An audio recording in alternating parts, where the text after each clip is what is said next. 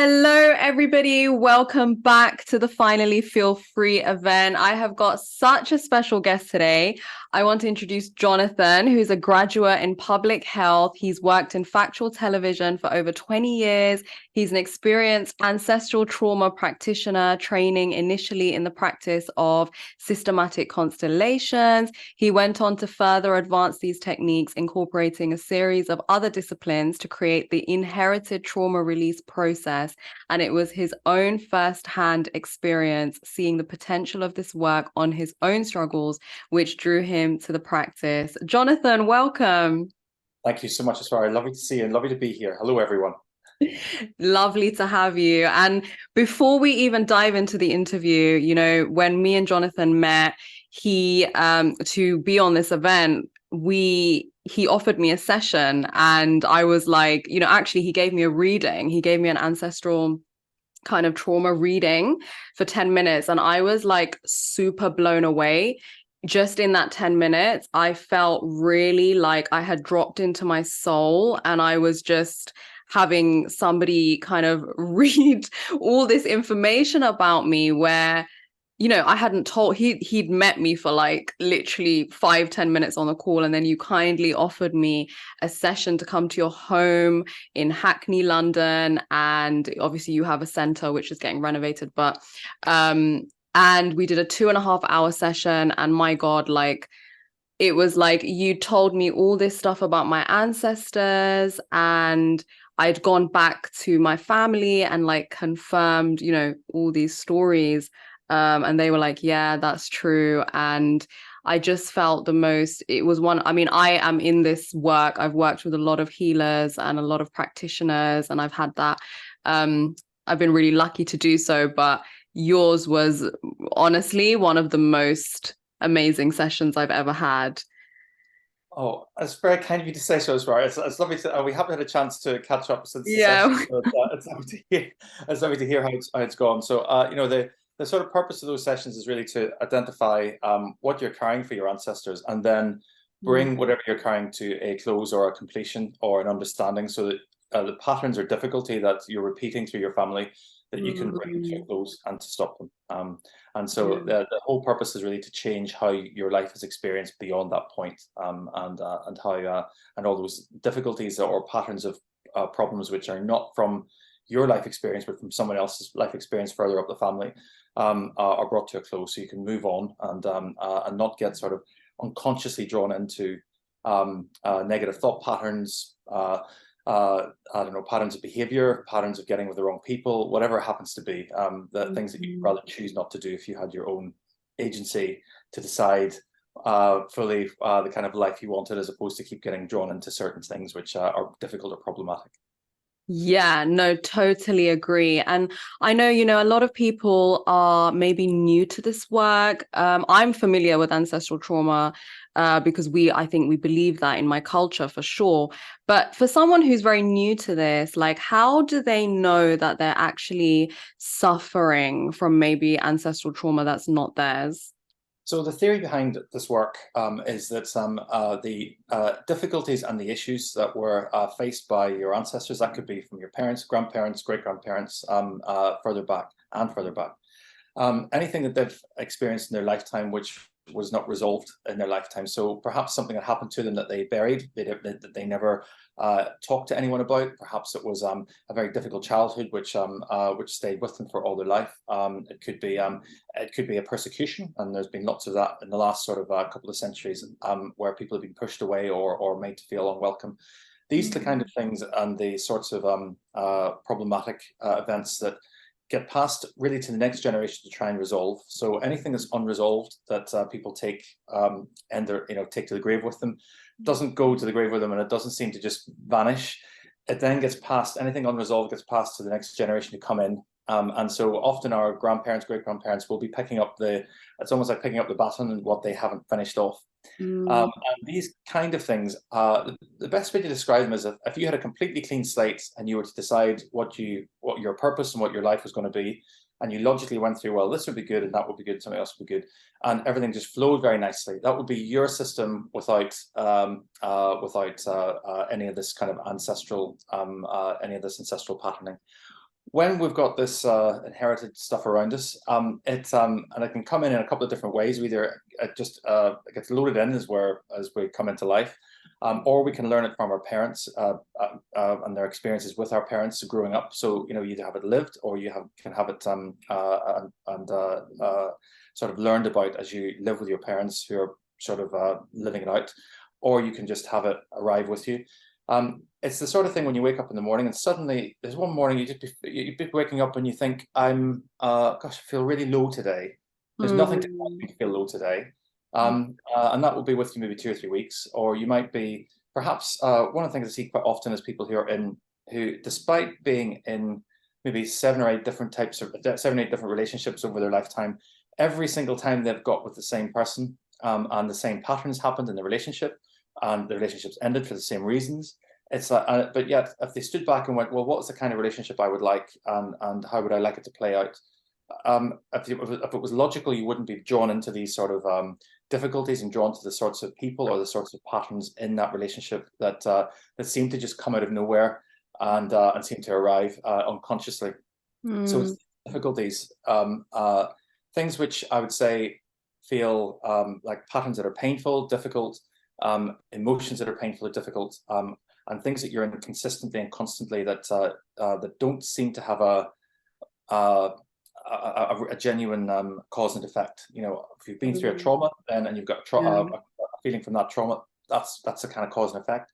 If it hasn't got that if it's sort of just with you, if it's part of you that, and as I say, it could be a negative thought pattern that's just like, oh gosh, I don't feel I'm good enough to do this, or it could be like an angry thought pattern that just goes round in your head and there's no reason to be angry, but you just feel angry. It's those kind of things. It's quite they present in many different ways, and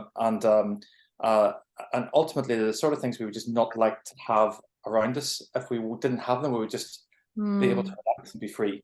That was a very long-winded way of describing some of that. I hope that made sense. No, that really does make sense, because there are certain symptoms, if you want to call it that I think we all suffer from, but we might not.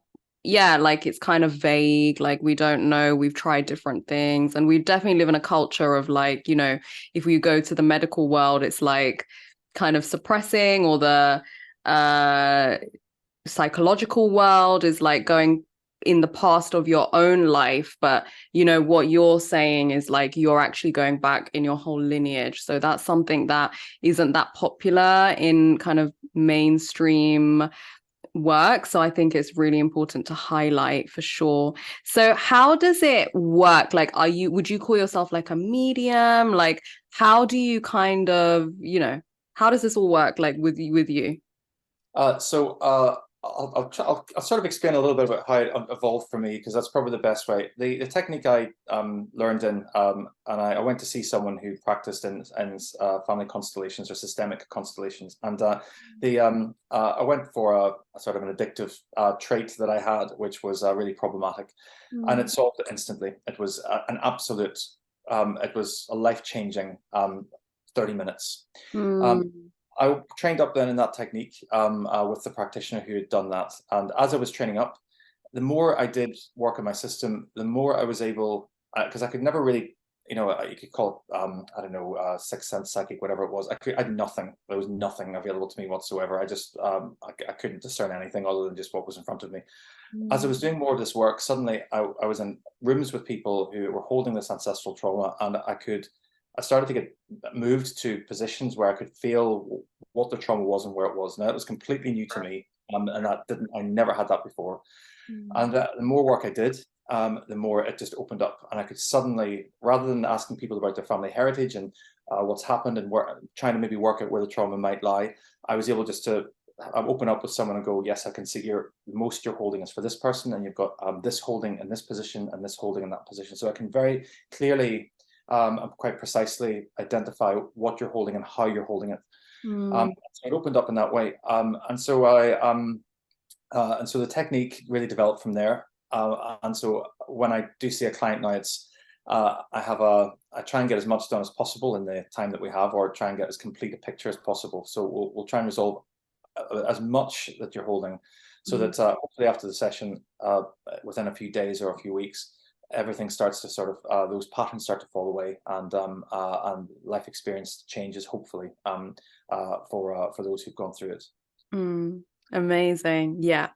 So in terms, I mean, there's kind of, I don't know if they're like superstitions or just things that are passed down or whatever, like, but there's certain sayings that I know that I've definitely heard that people kind of lose their wealth every 3 generations, or things tend to like skip generations. What have you found in your experience with things like that? So it's so interesting you say that. So yes, there are patterns of how things are held, and you can actually go back through the family line and see who's held them and how they've held them. Mm, There are a couple of there's a couple of interesting ways in which the system works. So you might find maybe a couple of generations back, you may have someone who's not very empathetic. Maybe as psychopathy is something you get where you have people who can't really feel or empathize with other people, and that can come down through family lines. Sometimes an interesting thing is that can flip and do a sort of mirror image of itself, where someone will inherit the unresolved pattern, but it will be the opposite to the pattern that was felt by the person 2 generations ago. So you'll get someone who's incredibly empathetic and hugely open and almost overly sensitive to everyone's needs. And so you can sometimes, the system will flip things that have taken place to the opposite. Most of the time, it tends to be a direct inheritance. So if someone has felt didn't feel safe in their home and didn't feel safe in the wider world, that kind of feeling of anxiety and lack of sense of place will just get re-inherited by the person coming in next. Usually it's 2 to 3 generations later.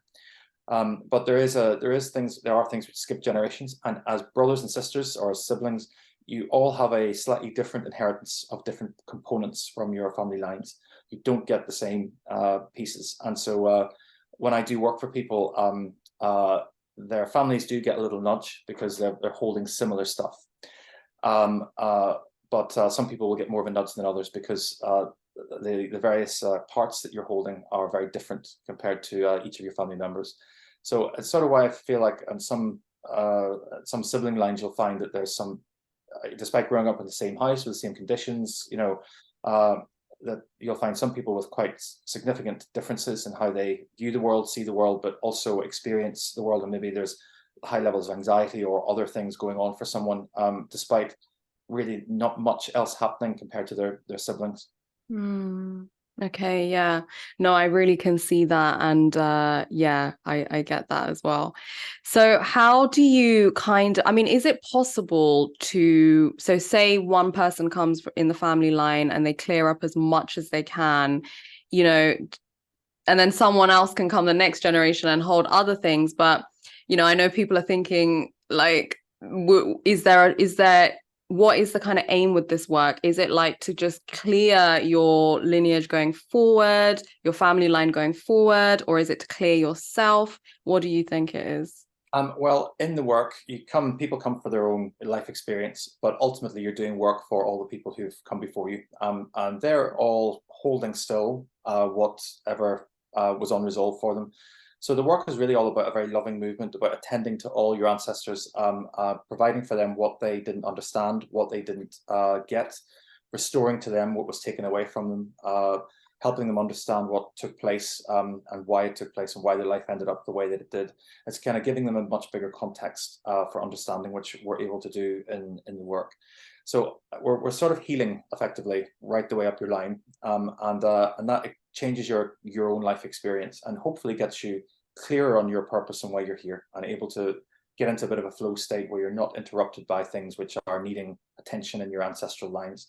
When this stuff's resolved, it gives you more time and more space for your own purpose. And we're all here to do something, and hopefully we find that before we exit.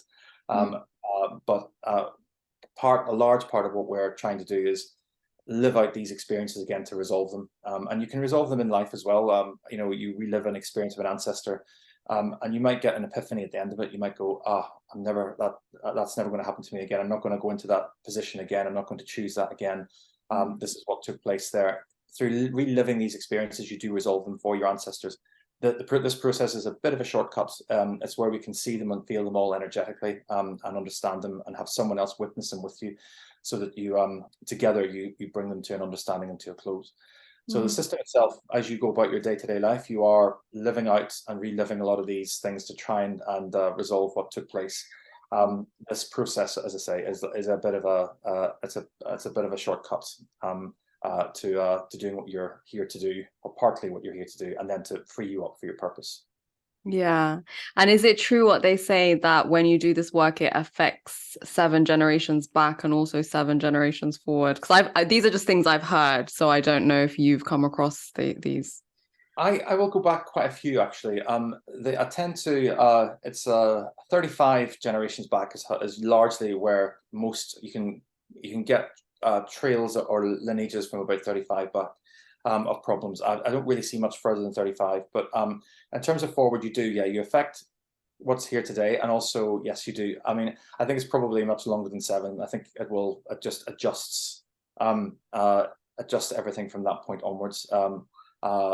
You know, there is a it's hard to, yeah, I can certainly see things change. I don't know about how far that change will come, because I think I can't see ahead. I can only see what's come before and what's currently here. Yeah. But certainly I go back. It goes back at least 30. It goes back 35 from what I can see. In terms of going forward, I don't know, but I'm sure there would be an adjustment, because you're changing what you're passing on to people. Yeah. And it just, because I was also going to ask, and I kind of answered my own question in my head, because I was going to ask if it was further, if it's like really, way loads of generations back, would it kind of just like die out, or would it come back? But then something interesting that I've been reading is like the gene keys. I don't know if you know about that. Yeah. And I saw that some of the keys just like, there's like mutations, and I think some of them just kind of stop, because just like even how we're collectively evolving as well. And like, so that's just kind of what I thought. So in terms of like this work, is there something that did you have something that really was super interesting? Because obviously you went into it because you had your own pattern, which was resolved in 30 minutes. And then when you started researching on this, is there something that stood out about this practice, or something that you learned which was just super interesting? Yes, we're really told that in society that however you're presenting, or whatever has happened to you, it's to do with your upbringing. It's to do with how you were, the family you were in, how you were born, the experiences you've had, and that's what forms you. And it's and there's nothing else. Mm. That was how I saw things for a long time. And I'm really into psychology. I kind of love reading all those psychological books and hearing from psychologists about some of the theories, and really, really fascinating. And all of it is very relevant. You do have that shaping through your lifetime. But the fact that there was this other element which that existed, which was sort of hidden, and that you get this stuff passed, and the fact that it runs so much of your sense of being, your patterns, your behavior, your thoughts, what you want to get out of life, all this sort of, it's almost kind of running the show, was absolutely fascinating. And the fact that you can, in a very short time, go from feeling something very strongly and being in a particular way, really quite difficult experience of life, and the next minute just not have that, and you've had that all your life, and suddenly like that it's just gone, and you don't have to do any personal management. You don't have to do any sort of technique to try and distract you away from thinking about that thing, or being anxious or whatever it is. That just, you wake up, that anxiety is not there, it's gone. That was completely mind-blowing. And the fact that just a few lines and the physical, like the physical feelings that you get as this stuff moves out and changes, it's not, as you do the work, you sort of experience the shift. And that was extraordinary, because I never really had that experience before with someone else doing a session with you, where just with a few words and some intent, you have such enormous physical reactions and feelings to what's going on. And so that was the thing which I just couldn't quite believe. And being able to see the shifts in people that from just a short sessions or short bits of work, and the change that happens is just extraordinary. I think being able to do it so quickly and effectively is why to me it's such a an extraordinary process. And coming from a science background, it took me quite a long time to get my head around it and to reconcile it. But I always say to everyone, just go with the result. Don't worry too much about the process. You don't have to change your mindset. You don't have to change how you see the world. Don't, if you're interested in finding out the theory, go for it. But if not, just come, try it. And if you get the result, then great. Go, continue with your life and keep going. And so for me, it's a results-based thing. And actually the results are good. And so for me, that gives me enough faith to keep going with it. And would you say this is kind of your I wouldn't say life's work, because obviously things change, but is this the kind of foundation of like what you're doing going forward? At the moment, it's what I'm doing. If you'd asked me 10 years ago, would I be doing this? I would say, Exactly. I would be like, what are you talking about? What is this thing? Yeah. In another 10 years, who knows? I think everything unfolds in a way that, this feels right for the moment. And people are getting benefit out of it at the moment. And so it's lovely. It's really, really lovely to be able to offer it to people. It's lovely to be able to experience it with people. And I feel very, I feel really blessed to be able to do that for people, and people come and see me. I think it's such a lovely experience to be able to offer it.